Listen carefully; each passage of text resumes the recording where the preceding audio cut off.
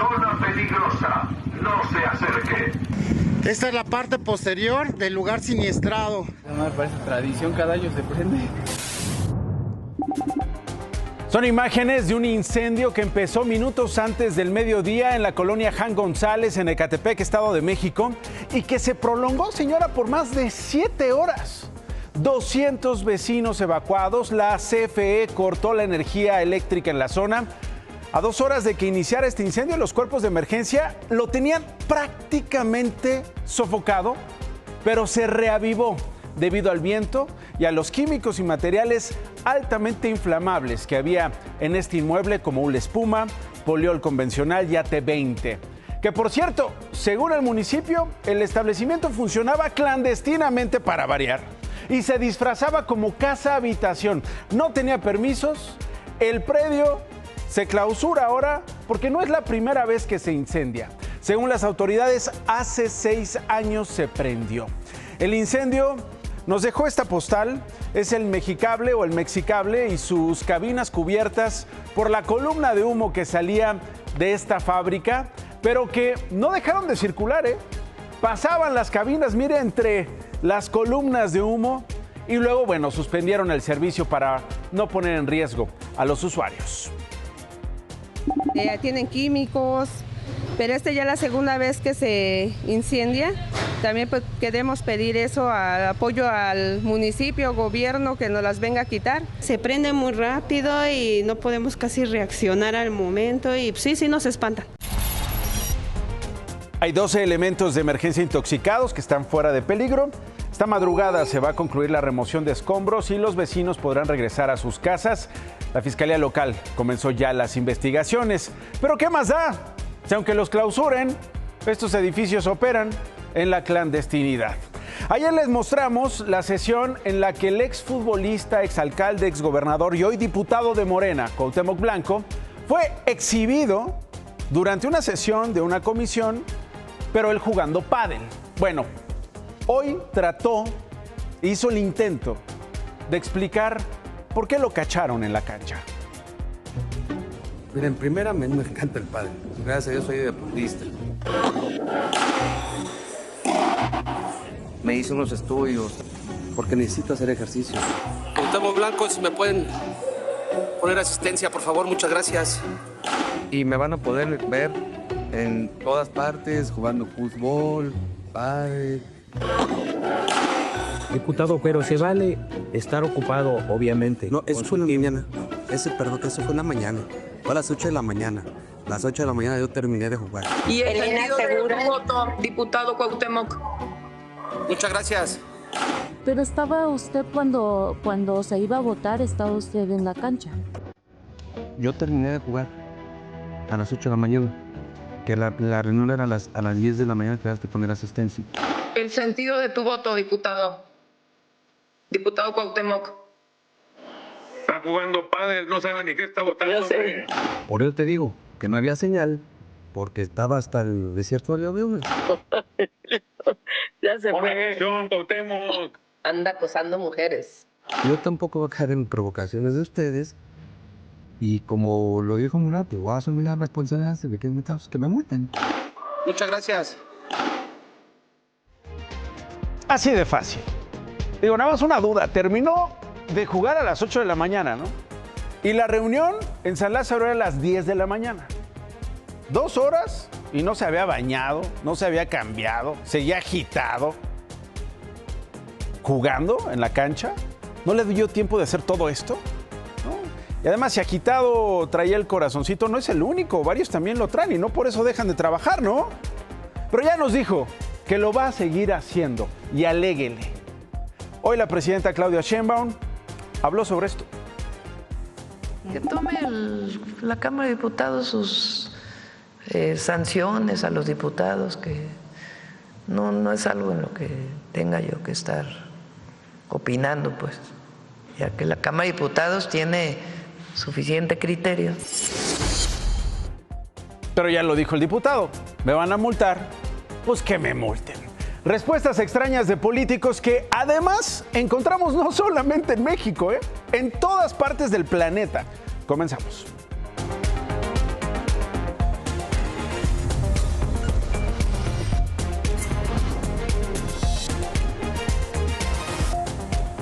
un juez impuso prisión preventiva a Donovan, el sujeto que presuntamente le disparó al abogado David Cohen el pasado 13 de octubre. Y hoy se dio a conocer un nuevo video que nos da luz, que nos permite reconstruir cómo fue la ejecución de este abogado. Son las 4:19 de la tarde del lunes 13 de octubre. Es el acceso del edificio José María Morelos y Pavón de Ciudad Judicial en la capital del país. Al centro está el abogado David Cohen Sacal. Sobre Avenida Niños Héroes, su chofer y escolta llegan para recogerlo.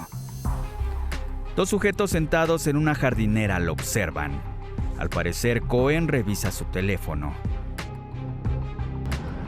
El hombre con casco de motociclista se levanta, apunta y le dispara al abogado. El sicario y su cómplice tratan de escapar por la calle Dr. Lisiaga, pero un policía de investigación que estaba a unos metros lo sigue. En otra toma se observa pasar al agresor. El cómplice está a unos pasos, pero es sorprendido por un tiro que impacta en la jardinera, misma con la que tropieza. Solo levanta las manos contra el oficial que le apunta. Y el tirador logra escapar. Según declararon los escoltas de David Cohen, uno de ellos interrogó al cómplice del tirador, identificado como Héctor, de 18 años. No había alerta de amenaza. A Héctor le iban a pagar 50,000 pesos por este trabajo. David Cohen Sacal fue herido en la cabeza y llevado al hospital, donde horas más tarde murió.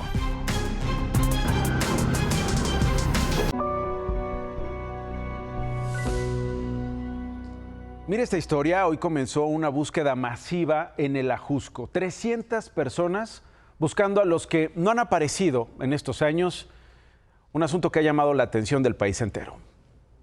Hola. Soy María del Carmen Volante Velázquez, mi hija es Guadalupe Pamela Gallardo Volante, desaparecida aquí en Ajusco en el kilómetro 13.5, 2017, el 5 de noviembre. Hace 8 años Pamela fue de las primeras personas desaparecidas en el Ajusco. Hoy cerca de 300 familiares, voluntarios y funcionarios subieron para buscar a por lo menos 14 personas que, como Pamela, su último paradero es este monstruo verde al sur de la Ciudad de México. Empezar a caminar en el Ajusco, que para mí fue inmenso y sigue siendo inmenso. ¿Por dónde? ¿Dónde vamos a empezar a buscar? Ese es el gran problema. Después de la fogata que calienta a los colectivos en el desayuno, la señora Carmen camina entre las cuadrillas, saluda a quienes ha visto en los 8 años que lleva de búsqueda, agradece a quienes se suman y también se desespera porque la jornada empezó 2 horas tarde. No puede ser posible que empieces a las 10 y nos des 2 horas o 3 horas de búsqueda. La comisión de búsqueda tiene una nueva estrategia. Autoridades y colectivos harán jornadas para buscar al mismo tiempo a todos los desaparecidos. El plan es recorrer 30,000 metros cuadrados cada día durante 2 semanas. Esto es algo que ya las familias venían impulsando desde hace 5 años, las jornadas generalizadas. Digamos que el gobierno las adoptó y ahora solamente le ponen el sello. Jacqueline Palmeros encontró restos de su hija Monse el año pasado en el Ajusco. Tiene la esperanza de hallar más, pero con la asistencia de tan pocas personas, dice, no es suficiente. Se presumía una jornada masiva con más de 400 elementos institucionales, cuando son apenas 200, llegan a los 260, 270. Con machetes, palas, rastrillos o podadoras, los grupos se abren camino en el Valle de la Cantimplora. Esta herramienta es muy útil. Esta varilla nos puede ayudar a descubrir si pues alguien está pues debajo de esta tierra. Daniela González lleva la batuta de su célula. Encuentran prendas, huesos de animales, basura. No hay indicios de algún desaparecido. Yo busco a Axel Daniel, mi hijo, González Ramos, desaparecido el 23 de junio del 2022 aquí en el Ajusco. Él tenía 16 años cuando fue desaparecido. Al momento ya son 3 años, 4 meses y 21 días que lo sigo buscando. Lo que no tengo es lo que me arrebataron. Y lo que me arrebataron tiene que regresar a casa. ¿Por qué las buscamos? Porque nos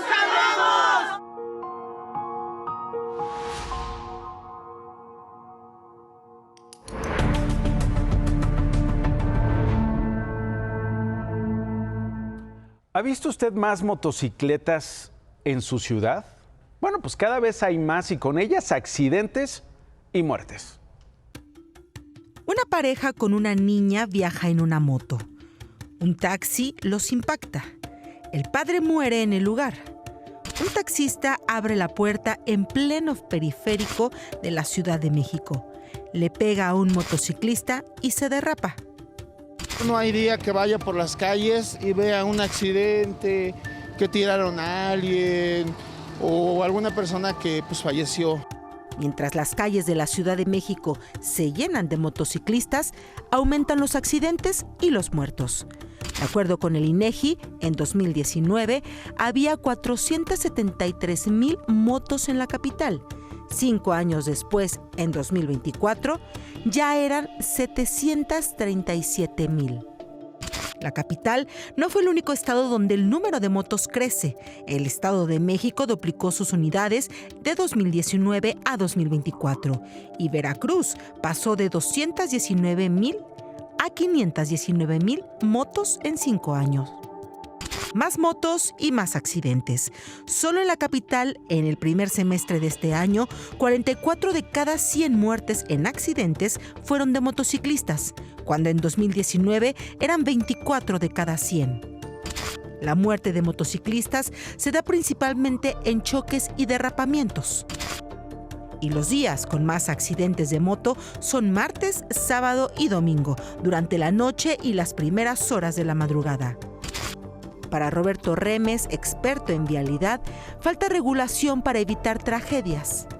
Me parece que hay un entorno que favorece el incremento de las velocidades y hay un entorno que favorece la llegada de conductores inexpertos. La autoridad puede regular, pero la autoridad siempre tiene como mucho miedo de regular. Cualquier persona puede agarrar una y ya manejar. No hay exactamente educación ni nada, ni tanto de los automovilistas ni nosotros motociclistas.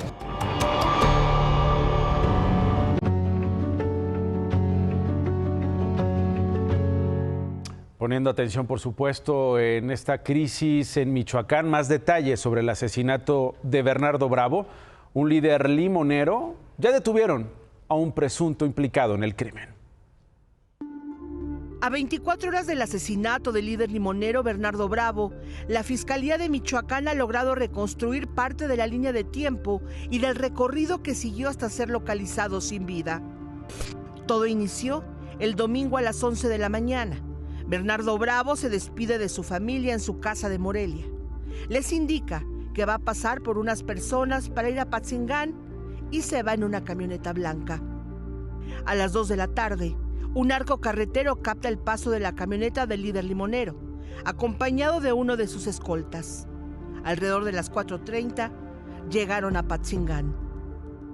Al llegar al centro limonero, al tienda limonero, ahí salen 2 vehículos en el que él llegó y un vehículo más que era un pick-up Toyota gris. Ahí Bernardo Bravo le dijo a su escolta que se fuera y que más tarde o al día siguiente se veían. Y se separan. El líder limonero salió manejando su pick-up Toyota gris y se fue hacia Zenobio Moreno. Y su escolta, a bordo de la camioneta que traían desde Morelia, se fue hacia el centro de Apatzingán. Toyota gris que se va hacia Zenobio Moreno. Ahí fue donde estuvo un par de horas o un poco más. Y posteriormente ese mismo vehículo regresa hacia Apatzingán y hacia el sur de Apatzingán. Ahí se pierde la vinculación hasta el momento. A las 8 de la mañana, Bernardo Bravo fue descubierto por policías municipales de Apatzingán. Con el vehículo prendido, él en el lado del piloto. Ya en los mismos estudios periciales se ve que él en el transcurso de algún momento venía en medio del vehículo y después lo arrastraron al lado del piloto, que es como se encuentra al momento de levantar el cuerpo. El cuerpo tenía algunas agresiones físicas en su cara, 2 que probablemente lo golpearon con alguna cacha de algún arma y el impacto de arma de fuego se sustrajo una esquirla y también el peritaje forense señala que Él perdió la vida entre 10 y 12 horas antes al momento de su localización. Bernardo fue a una cita en Zenobio Moreno, localidad bajo el control de las organizaciones criminales, a las que se les conoce como los Viagras, los Blancos de Troya, aliados con el cártel Jalisco Nueva Generación. Criminales conocidos en la región, por lo que se analiza los datos de su teléfono celular, su geolocalización y las cámaras del sur de Apatzingán.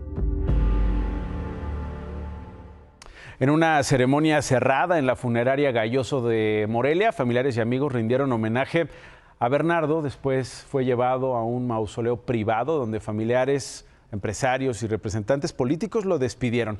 Ahí su esposa, Amélie Giselle Navarro, quien es presidenta del Tribunal Electoral de Michoacán, agradeció las muestras de solidaridad después de este crimen. Ahora, ¿qué está pasando con los productores de limón? Porque no es que las amenazas, las extorsiones hayan terminado. La crisis sigue. Los productores anunciaron movilizaciones para el día de mañana, señora, señor, durante la fiesta cívica, fíjese, por la promulgación de su primera constitución en Apatzingán. Y no es que haya ley y no es que haya garantía de un derecho o una serie de derechos respetados para quienes producen, entre otras cosas, limón. Hoy la presidenta, hoy el gobernador de Michoacán, Alfredo Ramírez Bedoya, hablaron sobre el crimen. Es muy triste y lamentable la muerte de este dirigente. Tiene que haber justicia en este caso. Nos impacta, nos duele porque era un dirigente sano, un dirigente que estaba haciendo su labor en favor del sector limonero. Pero que no pudieron cuidar, pero que no pudieron proteger y que hoy está muerto.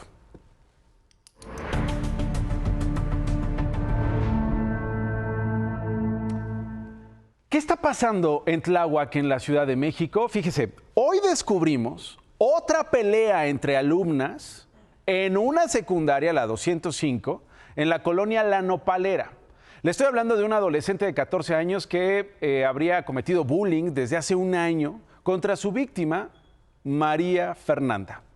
Mire cómo la separaron después de la pelea. Y ahora me voy al Senado de la República. Ahí vamos a extrañar a Gerardo Fernández Noroña, caray, que nos ha revelado, nos ha dado a conocer que solicitó licencia como legislador porque se va a Medio Oriente, no a vivir, no a quedarse allá. Sabe que es peligroso, pero va a regresar a nuestro país porque planea solo visitar los asentamientos palestinos a invitación de ese estado. Me voy este miércoles mañana en la noche y regreso el 2 de noviembre. Y como hay una observación absoluta sobre mi quehacer legislativo y no es compatible el viaje con la atención a las sesiones de la Cámara de Senadores, decidí presentar esta licencia. Emiratos Árabes Unidos paga el boleto de avión. Bueno, estas vacaciones, bueno, no son vacaciones, dice que es una visita, ¿no? Pero va a pedir licencia como senador, entonces pues no es tan oficial. Y hoy se daba este debate sobre quién está pagando el viaje, ¿no? Si puede aceptar este boleto por parte de los Emiratos Árabes Unidos, si hay un límite, si hay una prohibición para los legisladores de recibir estos viajes. Bueno, se sabe, hablaron varios en la Cámara Alta diciendo no, es algo absolutamente legal y él se puede ir estos 10 días a Palestina. No sé si lo vamos a extrañar. Estamos cumpliendo un año. El día de hoy, justamente, en estas fechas, arrancábamos esta edición nocturna de Imagen Noticias. Gracias por estos 12 meses de elegirnos y gracias por darnos la oportunidad de llevar a su pantalla historias como esta en Culiacán, Sinaloa. Hablábamos hace 11 meses de cómo la violencia golpeaba a los restauranteros que se veían obligados a reducir sus horarios de servicio y otros a cerrar. Hoy se estima que 71 restaurantes cerraron sus puertas, pero hay otros que se niegan a rendirse y que han hecho todo por sostenerse. ¿Qué ha pasado con esas historias? Bueno, en esta semana hemos regresado a ellas. Y mire, 11 meses después, ¿Qué pasa con esta historia en Culiacán? 8:30, mañana será otro día.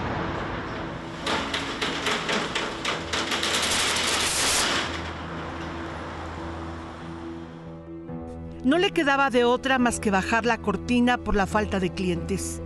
25 años de servicio, de alta cocina, de una fusión de sabores de origen japonés con los mexicanos, estaban en riesgo por la violencia. El clan Taniyama ya no registraba ganancias. La gente ya no salía cuando caía la noche. Es insostenible.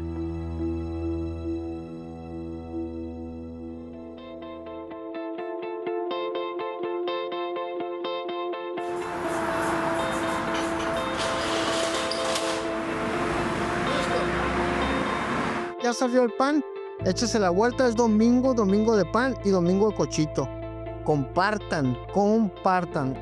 El clan Taniyama se reinventó para sobrevivir y levantar la cortina todos los días. Hornean y venden pan, además de preparar cochito tatemado en las puertas del restaurante. Y de ahí sale para sostener a las 15 personas, los empleados del clan. Generamos un poquito de economía, que con eso tratamos de completar lo del mes, ya sea que de ahí salga para la renta, o salga para apoyar los sueldos, o salga inclusive para que yo pueda traer un peso en la bolsa. Estoy haciendo todo lo posible, todo lo que está en mis manos, sin vergüenza, sin pena, con mucha alegría de donde la pueda sacar. Ha sido un año duro. El sector empresarial contabiliza 71 restaurantes cerrados y 1,800 establecimientos mercantiles que se vinieron abajo por la violencia. Algunos incluso fueron vandalizados, atacados por el crimen organizado. Estábamos en una narcopandemia, una narcoeconomía y que no era para el crecimiento como tal de Sinaloa, sino era por la derrama de la narcoeconomía. La presión que hemos ejercido hacia el gobierno para que esto acabe pronto, esa es la que más duele, porque creo que es la que no ha sido escuchada. Creo que es la que no, los gobiernos no saben cómo aplicar la justicia y la ley, o son parte de no aplicar la justicia y la ley, no sé. Mientras las calles de Culiacán son vigiladas por cientos de soldados, la violencia sigue imparable. Él y otros hacen lo único que pueden hacer, mantenerse de pie. Hace días me salí a vender el pan ahí al tope, y ese fue el mensaje, ¿sabes? No nos vamos a rendir. A veces se me llena los ojos, se me hace difícil hablar, pero volteo a verlos, a mis hijos, a los amigos, a los colaboradores, y va para adelante, va para adelante.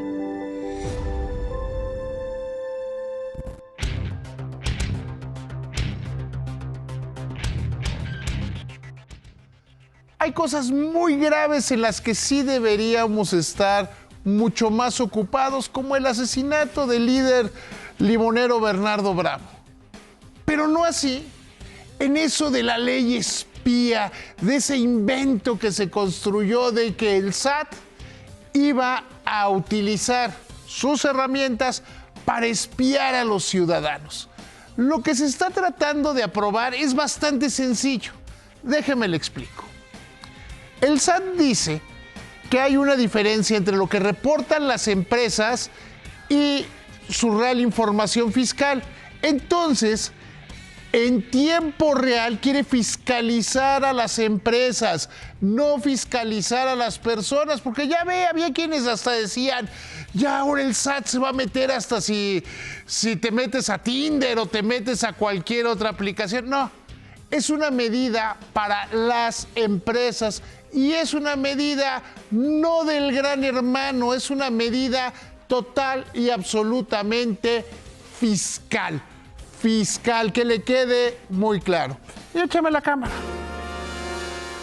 Hoy se aprobó la ley aduanera y los de Concamín, Nacho, le dicen a los legisladores y le dicen al gobierno, ya la aprobaron, ahora, ¿dónde está el reglamento? Más vale que se den prisa. porque ya van tarde en aduanas. Gracias, David. Pausa, regreso. La Cámara de Diputados aprobó las reformas a la ley aduanera que contemplan el combate a la corrupción y al contrabando. Entrará en vigor el 1 de enero de 2026.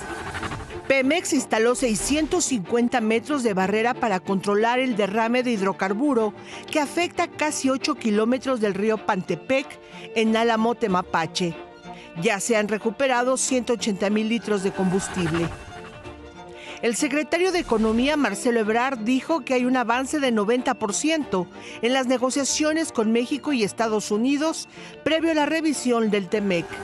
El expresidente de Francia, Nicolas Sarkozy, fue encarcelado hoy para cumplir una condena de 5 años por financiar su campaña electoral de 2007 con fondos de Libia. Muchas gracias por elegirnos, gracias por permitirnos estar con usted en todo este año y que vengan los que usted decida.